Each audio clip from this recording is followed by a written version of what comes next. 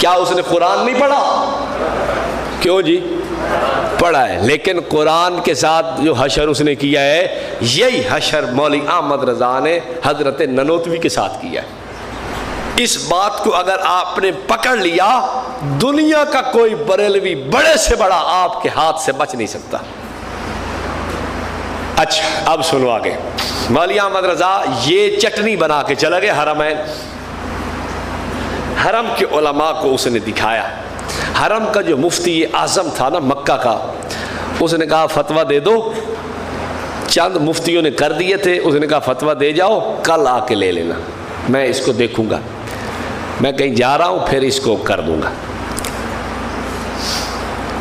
اس نے ایک ترتیب اور بہت ساری کی۔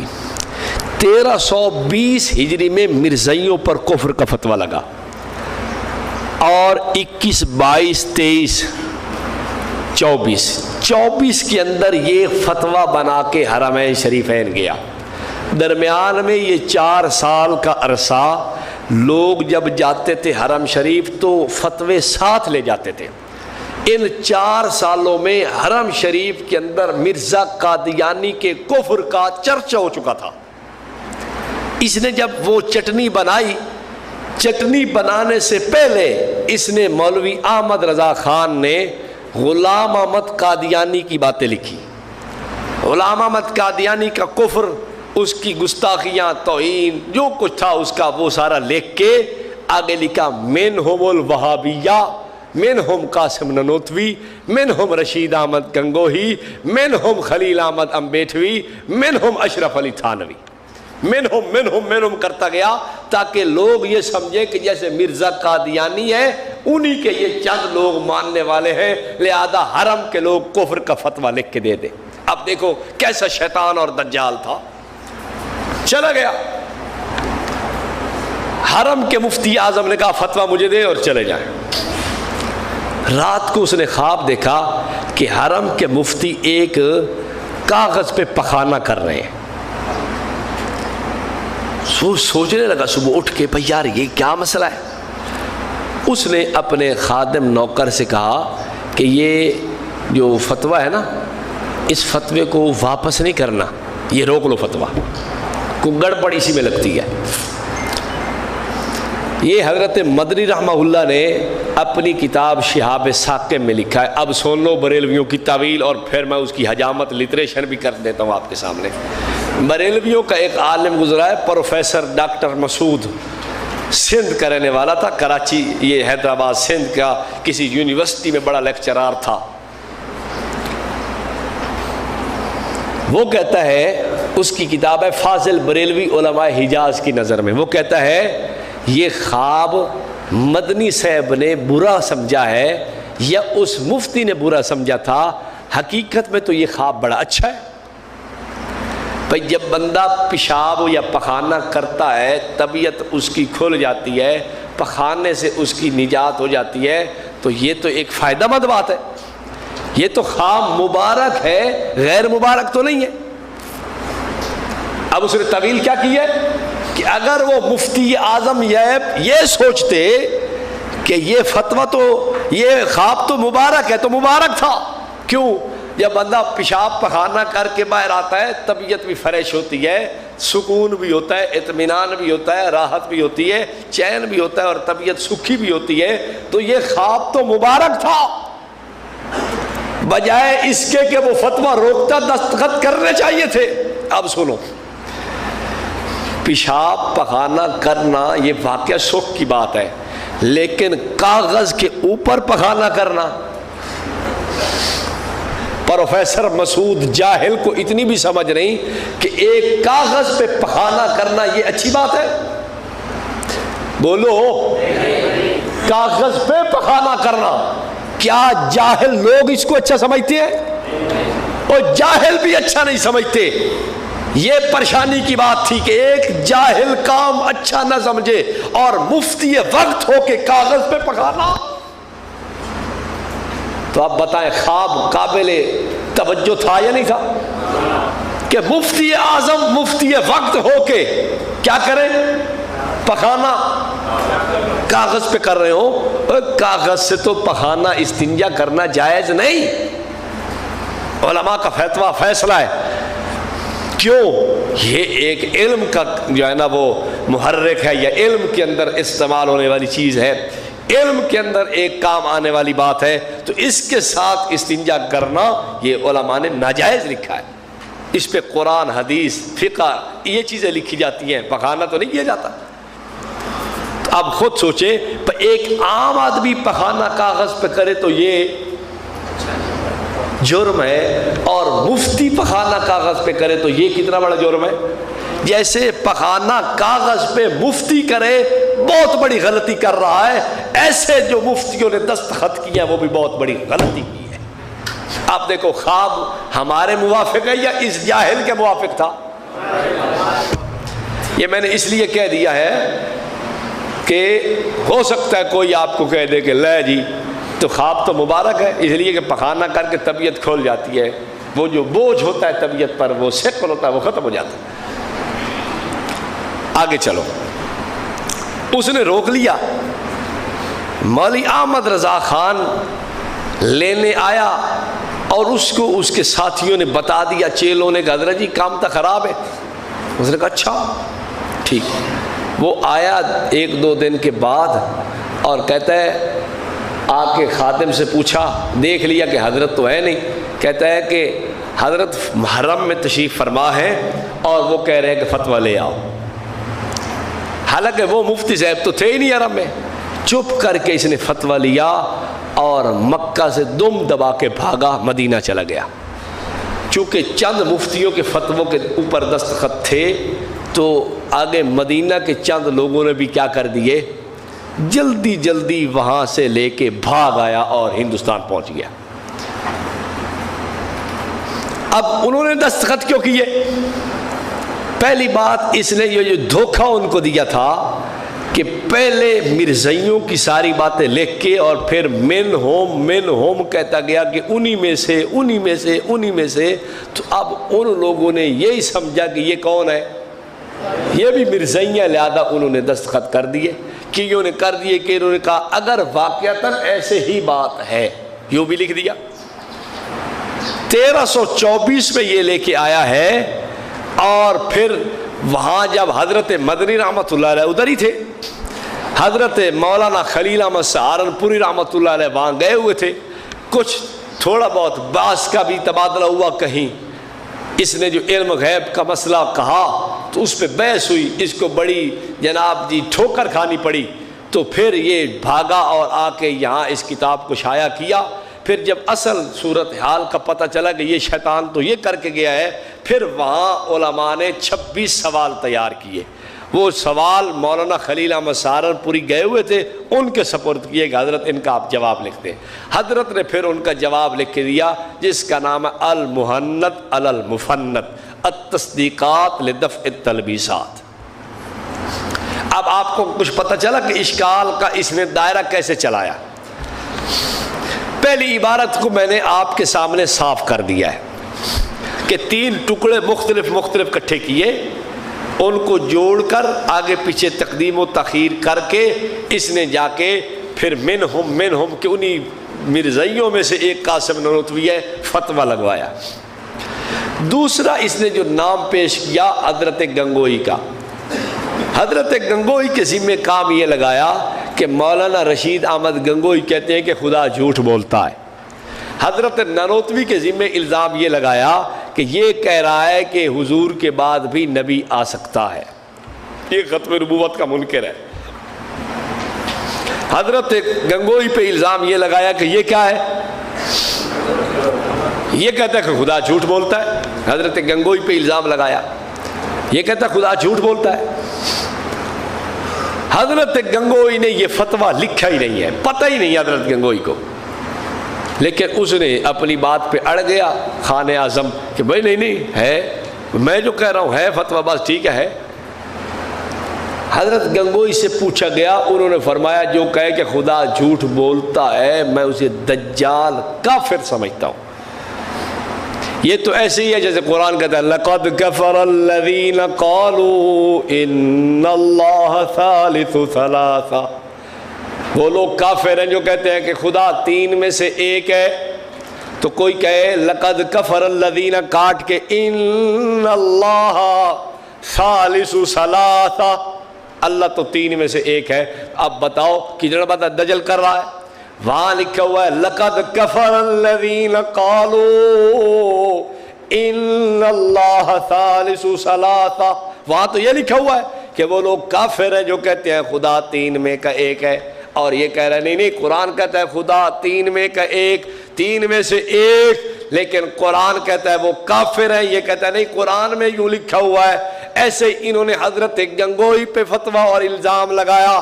حالانکہ حضرت گنگوئی کہتے ہیں جو کہے کہ خدا جھوٹ بولتا ہے وہ بندہ دجال ہے، کافر ہے، لعنتی ہے.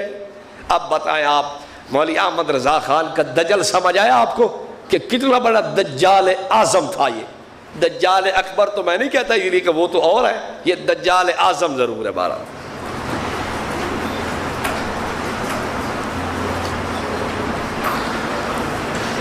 تیسری بات، یہ دو الزام تھے، اب تیسرا الزام مولانا خلیل احمد سہارنپوری پہ لگایا کہ یہ کہتا ہے کہ شیطان کا علم نبی کے علم سے زیادہ ہے. حالانکہ حضرت رحمت اللہ علیہ کی عبارت سے کسی طرح بھی یہ بات نہیں نکلتی. میں آپ سے پوچھتا ہوں یہ جو جزوی طور پر کوئی بات جاننا ہے، کیا اس بنیاد پر فتویٰ دیا جا سکتا ہے کہ ہدہد کا علم حضرت سلیمان علیہ السلام سے زیادہ ہے؟ حالانکہ وہ کیا کہہ رہا ہے احط بما لم تحط به، میں جو بات لایا ہوں نا وہ آپ کو پتہ نہیں ہے، میں جو بات خبر جو لے آیا ہوں پوری طرح آپ نہیں جانتے. اب بتائیں کیا حضرت سلیمان علیہ السلام کا علم ہدہد سے کم تھا؟ ایک جزیہ کے نہ جاننے سے کیا ہوتا ہے؟ اچھا دیکھنا مجھے توجہ، رقص کا جو علم ہے، فن ہے، مولوی احمد رضا جانتا تھا ہے؟ چوری کا ڈھنگ جانتا تھا، شراب کا سارا فن سمجھتا تھا، جوے کا سارا طریقہ اسے آتا تھا، بولو سینما چلانے کا سارا پروگرام اسے پتا تھا، چوری کے سارے ماہرین سے یہ بڑا ماہر تھا. بریلویوں سے پوچھو تھا، وہ کہیں گے تم نے توہین کی ہے. اوئے علم کے اندر چور زیادہ ہو جائے گا پھر کہیں گے یہ علم حضرت کی شان کے لائق ہی نہیں ہے. اب توجہ، میں آپ سے پوچھتا ہوں ابلیس کو جو اللہ نے علم دیا ہے دنیا کو بہکانے کے لیے، کیسے کسی کو خراب کرنا ہے، کسی کو گناہ پہ لگانا ہے، کسی کو تباہ کرنا ہے، کسی کو غلط کاری پہ لگانا ہے، چوری فحاشی بدکاری کسی بھی گناہ پہ لگانا ہے، ابلیس کے اندر جو سوچ تڑپ اور اس کی معلومات ہے، کیا یہ معلومات پیغمبر دو عالم کے لیے ماننی چاہیے؟ یہ لوگ تو مانتے ہیں. ایک بات. دوسری بات، اگر کوئی جزیہ امتی جانتا ہو اور نبی، تو کیا اس سے یہ کہا جائے گا کہ نبی سے اس کا علم زیادہ ہے؟ میں نے آپ کو سلیمان علیہ السلام کے سامنے ہدہد کی بات پیش کی ہے. اب بتائیں مجھے، عقاب کو تو نظر آ گیا، او بیٹھا ہوا ہے ہدہد، سلیمان علیہ السلام کو نظر نہیں آیا. ایک جزوی بات، کیا اس پہ فضیلت دے دی جائے گی؟ بولو نا. نہیں. توجہ، جزوی بات گٹر کا کیڑا سمجھتا ہے کہ اس غلاظت میں کیا لذت ہے، لیکن مولانا احمد رضا خان کو پتہ نہیں ہے، یا کہہ دے بریلوی کے پتہ ہے اسے، کہیں گے ہیں؟ تو پھر ہمارا سوال یہ ہے کیا علم کے اندر کیڑا بڑھ گیا ہے؟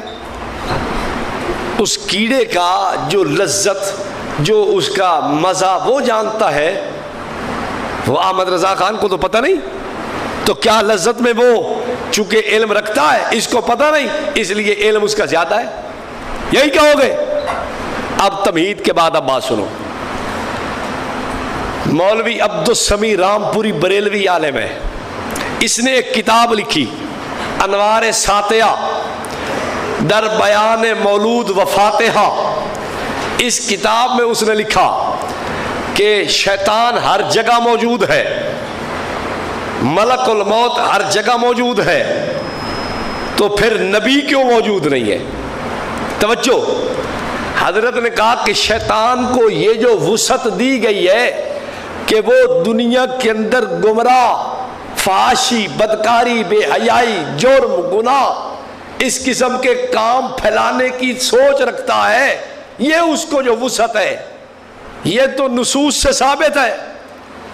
اس پہ قیاس کر کے نبی پاک صلی اللہ علیہ وسلم کو ساری کائنات میں علم محیط دینا، ہر جگہ موجود ماننا، یہ کون سی نص سے ثابت ہے؟ یہ بات ٹھیک تھی یا غلط تھی؟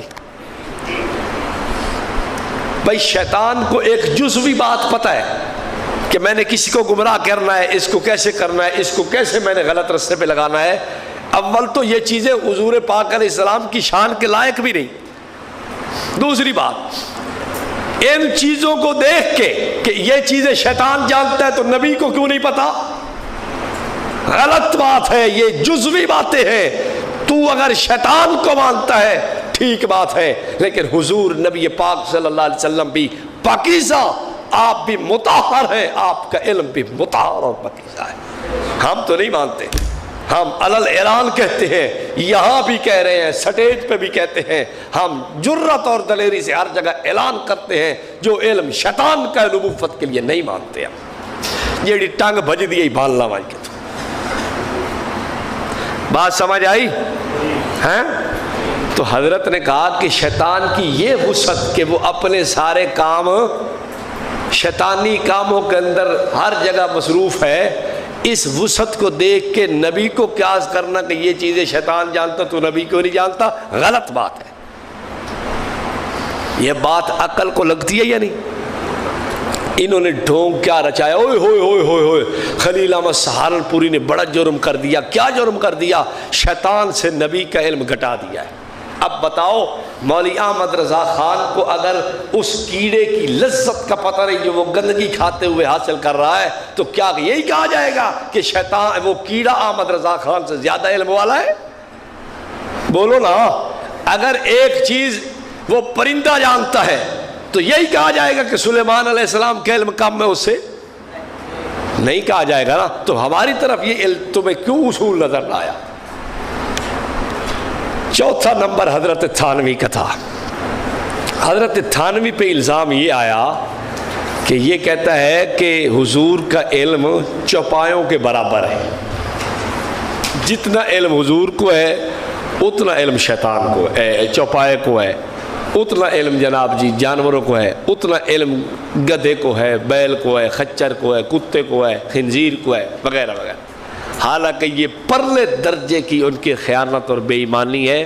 حضرت تھانوی نے فرمایا کہ نہ مجھے یہ کبھی ذہن میں خیال آیا ہے، نہ میری بات کا یہ مطلب ہے، نہ میں نے ایسا گندا مضمون کبھی سوچا اور زندگی میں لکھا ہے جو میری طرف منسوب کیا جا رہا ہے. اب آپ بتاؤ، یہ عبارات کا مختصر سا جائزہ تھا اور میں نے آپ کے سامنے لے لیا ہے. تفصیل کے لیے آپ کو یہ فائل یا پھر استاد محترم کی کتاب حسام الحرمین کا تحقیقی جائزہ مطالعہ کرنا چاہیے. اس پہ دو باتیں الزامی یاد رکھیں. نمبر 1، اگر حسام الحرمین کا فتویٰ علماء دیوبند کے متعلق سچا ہے، پھر دنیا کی کوئی طاقت احمد رضا خان کو کفر کے پھندے سے نہیں بچا سکتی. سن رہے ہو؟ اگر حسام الحرمین کا فتویٰ ہمارے اکابر کے متعلق سچا ہے تو دنیا کی کوئی طاقت احمد رضا خان کو کفر کے پھندے سے نہیں بچا سکتی. اس پہ میں 2 دلیلیں دینے لگا ہوں، زیادہ نہیں. تفصیل کے لیے آپ کو دست و گریباں کی 3 جلد کا مطالعہ کرنا چاہیے. انشاءاللہ آپ کا جو ہے نا وہ ٹھنڈک پڑ جائے گی کہ دیکھو کام کیسا زبردست ہوا ہے کہ یہ اپنے ہی فتووں سے کافر اور بے ایمان ہے. تو اسے چنگی ہو بھائی، فوٹو شروع کر دیتے رہی. چلو جی توجہ. ایک بات، مولوی احمد رضا خان کی دوستی تھی عبد الباری فرنگی محلی سے. عبد الباری فرنگی محلی کو مولوی احمد رضا نے حضرت تھانوی کی کتاب حفظ الایمان دکھائی جس میں متنازع عبارت ہے. عبد الباری فرنگی محلی کہنے لگا اس میں تو کسی قسم کی کوئی توہین اور گستاخی نہیں ہے. احمد رضا نے مثال سے سمجھایا. اس نے کہا نہیں، کوئی گستاخی نہیں بنتی. احمد رضا خاموش ہو گیا اور اخیر تک اپنی دوستی اور محبت کو برقرار رکھا. اب میں آپ سے پوچھتا ہوں، جو حضرت تھانوی رحمہ اللہ کے بارے میں احمد رضا نے فتویٰ لکھا ہے، وہ فتویٰ یہ ہے کہ جو حضرت تھانوی اور دیگر علماء کو کافر نہ کہے وہ خود کافر ہے. اب بتاؤ اس فتوے کی زد میں عبد الباری فرنگی محلی آنا چاہیے تھا یا نہیں؟ آنا چاہیے تھا. عبد الباری فرنگی محلی نے کافر نہیں کہا، تو جب کافر عبد الباری ہو گیا تھا اس کو کافر کہنا احمد رضا کا حق بنتا تھا. احمد رضا نے پھر کافر نہ کہا. تو مجھے آپ بتائیں، من شک فی کفرہم و عذابہم فقد کفر کا فتویٰ احمد رضا کی گردن میں آتا ہے یا نہیں آتا؟ دنیا کا کوئی رضا خان نہیں احمد رضا کی گردن سے بندہ نکال نہیں سکتا. میں چیلنج کرتا ہوں، جرت سے کہہ رہا ہوں، آپ اس کو آزما کے دیکھ لیں. لیکن پہلے تواڈے اپنے پیر مضبوط ہونے چاہیے. تسی آپ کمدے کھلوتے ہو تو چیلنج نہ کرے آپ بات کھلے کھاسو. پہلے اچھی طرح بات کو سمجھیں پھر اس کے بعد میدان میں آئیں. اس کے لیے حسام الارمین کا ضرور مطالعہ کریں، استاد جی کی کتاب. دوسری بات سن لو. اب مولوی احمد رضا نے جو الزام ہمارے اکابر اربعہ پہ لگائے، یہی الزام شاہ اسماعیل شہید پہ لگائے. مثلا حضرت ننوتوی کو کہا ختم نبوت کا منکر، حضرت گنگوئی کو کہا یہ خدا کو جھوٹا کہتا ہے، حضرت تھانوی اور حضرت امبیٹوی رحمہم اللہ کے متعلق کہا یہ نبی کو گالیاں دینے والے ہیں. اب آؤ، یہی بات احمد رضا نے شاہ اسماعیل شہید پہ لکھی ہے. اٹھاؤ اس کا رسالہ سل السیوف الہندیہ، اٹھاؤ رسالہ القوکبۃ الشہابیہ علی کفریات ابی الوہابیہ. اس میں احمد رضا نے دونوں میں لکھا ہے کہ شاہ اسماعیل کے متعلق کہ یہ اپنے پیر کو نبی اور بالفعل نبی اور تشریعی نبی مانتا ہے. اب نبی مان کے اس نے ختم نبوت کا منکر بنا دیا. اس نے شاہ صاحب کے بارے میں لکھا ہے یہ خدا کو جھوٹا مانتا ہے. اس نے شاہ صاحب کے بارے میں یہ بھی الزام لگایا اس نے ایسی گالیاں نبی کو دی ہیں جو کسی پنڈت اور دہریے یہودی اور عیسائی نے بھی نہیں دی. اب میں آپ سے پوچھتا ہوں یہ تینوں الزام آ گئے یا نہ آ گئے؟ جو الزام ادھر لگائے وہ الزام شاہ صاحب کے متعلق یہ نبی حضور کو آخری نہیں مانتا، پیر کو بھی نبی مان رہا، ختم نبوت کا منکر ہے. دوسرا الزام خدا کو جھوٹا مانتا ہے. تیسرا الزام نبی پاک کو گالیاں دیتا ہے. یہی الزام ادھر حضرت گنگوئی، حضرت نانوتوی، حضرت تھانوی اور حضرت سہارنپوری پہ ہے. اب دیکھنا توجہ، احمد رضا کو خدائی قہر نے کیسے گھیرا آ کے. کہتا ہے من شک فی کفرہم وعذابہم فقد کفر، جو ان کے کفر میں شک کرے وہ کافر ہے. اور ادھر کہتا ہے کہ اس کو کافر نہ کہو، الزام ہوئی. ادھر کہتا ہے من شک فی کفرہم وعذابہم فقد کفر، ادھر کہتا ہے ان کو کافر نہ کہو. علماء محتاطین کافر نہ کہے، ان کو کافر نہیں کہنا چاہیے، میں مسلمان سمجھتا ہوں۔ میں آپ سے پوچھتا ہوں، یہی الزام ان چار پہ ہو تو کافر ہے، یہی الزام حضرت مولانا شاہ اسماعیل پہ ہو تو وہ مسلمان ہے۔ خدا کی تلوار احمد رضا پہ گلے پہ آئی کہ جو فتویٰ ان چار پہ لگایا اپنے گلے میں آیا ہے۔ آیا یا نہیں آیا؟ کہتا ہے ان کو کافر نہیں کہے گا تو خود کافر۔ یہی الزام شاہ اسماعیل شہید پہ اور کہتا ہے کافر نہ کہو۔ تو یہ فتویٰ کس کے لیے آیا تھا؟ اسام الحرمین کا فتویٰ احمد رضا اپنے لیے لایا ہے، ہمارے لیے نہیں لایا۔ اور بات سمجھ آئی ہے؟ تفصیل کے لیے آپ مطالعہ فرمائیں اسام الحرمین کا تحقیقی جائزہ، اس کو آپ دلائل سے یہ دو نکتے سمجھ لیں، دنیا کا بریلوی آپ کے سامنے نہیں ٹھہرے گا اس عنوان پہ۔